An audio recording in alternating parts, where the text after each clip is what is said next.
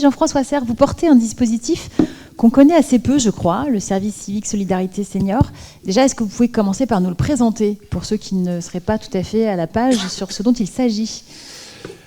Oui, donc bonjour. Le service civique, déjà en premier, c'est donc la capacité donnée à des jeunes de s'engager sur une mission d'intérêt général pour 6 à 12 mois de leur vie. Et donc pour cela, l'État leur verse une indemnité mensuelle qui leur permet de vivre pendant ce temps-là. Et ils s'engagent dans des missions qui sont proposées par toutes sortes d'organisations non lucratives, privées ou publiques, dans lesquelles ils s'engagent. Et donc le service civique permet à des jeunes, finalement, d'expérimenter leur engagement dans la société civile, dans toute sa diversité. Voilà. Et le service civique solidarité senior est né de différentes choses. D'abord, de la mobilisation contre l'isolement social des personnes âgées qui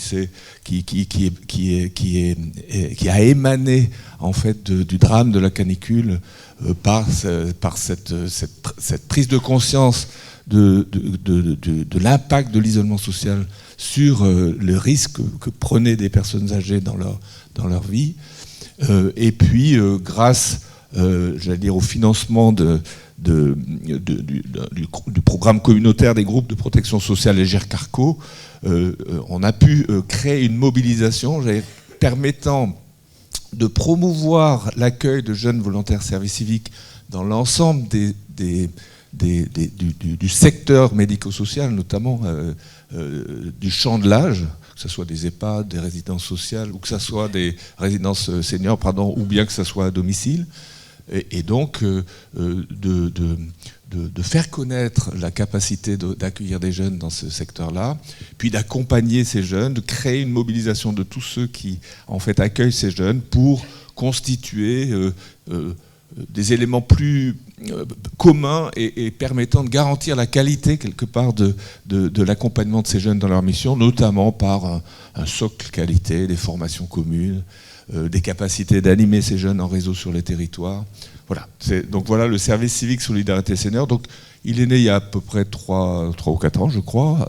À cette date, c'est 16 000 jeunes qui ont été déployés et qui a concerné environ 350 000 personnes âgées en France. Donc attirer des jeunes, et vous avez, au-delà du service civique, travaillé sur l'impact que ça avait à plus long terme. Alors voilà, donc la question c'était, on a lancé une mesure d'impact sur le cœur du service civique, c'est-à-dire est-ce que vraiment l'engagement des jeunes permettait aux personnes âgées de se sentir moins isolées, ou sans le résoudre, mais au moins de contribuer à la lutte contre leur isolement. Mais on a aussi en fait fait une mesure d'impact sur la question de l'attractivité des métiers, parce que et c'est pour ça que nous sommes là d'ailleurs, parce que je vous confirme. Voilà, parce que c'était un vrai sujet pour les partenaires, puisque l'État est là autour de la table, l'agence du service civique, la DGCS qui se pose beaucoup cette question. Direction générale de la cohésion sociale, mais c'est bon, ça, vous devez voilà. tous le savoir. Oui, merci. Et donc on a regardé et on a interrogé les jeunes et on s'est rendu compte que c'était quand même 42% des jeunes qui se sont engagés, qui décident à la fin de leurs engagements de s'orienter vers les métiers médico-sociaux. Et dans ces 42%, un tiers vers le secteur personnes âgées. Donc il y a vraiment... alors il fallait regarder si en début de mission c'était autant, pour voir si c'était ces engagements de service civique qui les avaient mobilisés. En effet, en début de mission, il y a...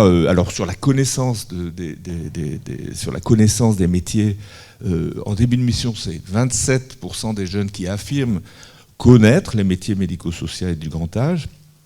Et en fin de mission, c'est 68% qui les connaissent et qui les comprennent mieux. Pour le grand âge, c'est encore plus puis c'est 77%. Dans les jeunes qu'on a interrogés qui s'orientaient vers ces métiers-là, 59% disent que c'est bien le service civique qui a été déterminant dans leur choix. Donc l'immersion, ça c'est une bonne nouvelle en quelque sorte.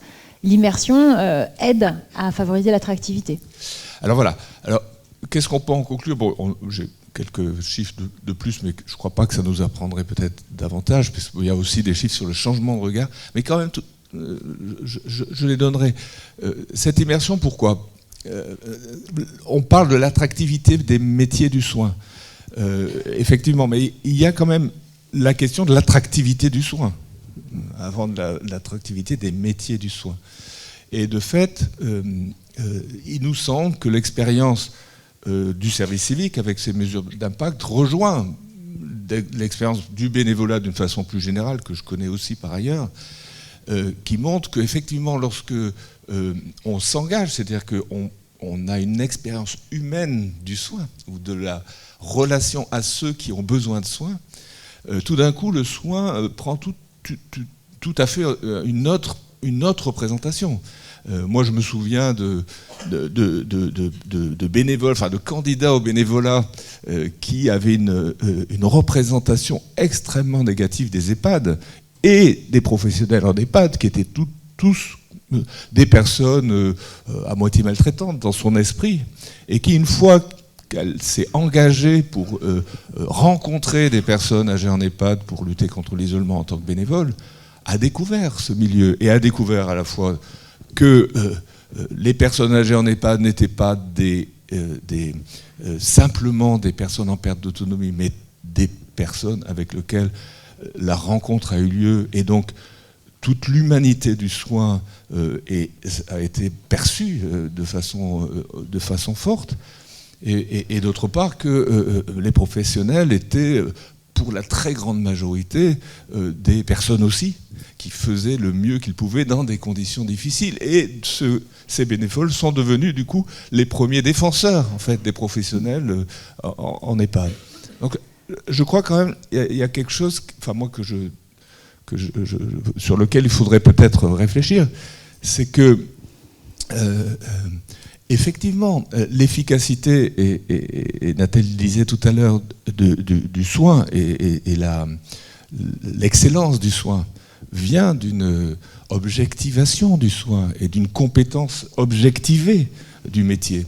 Mais en objectivant le soin, on a aussi mis de côté ou rendu, j'allais dire, secondaire, voire parfois complètement exclu, la subjectivité des relations interpersonnelles des entourages qui ne sont pas les spécialistes du soin.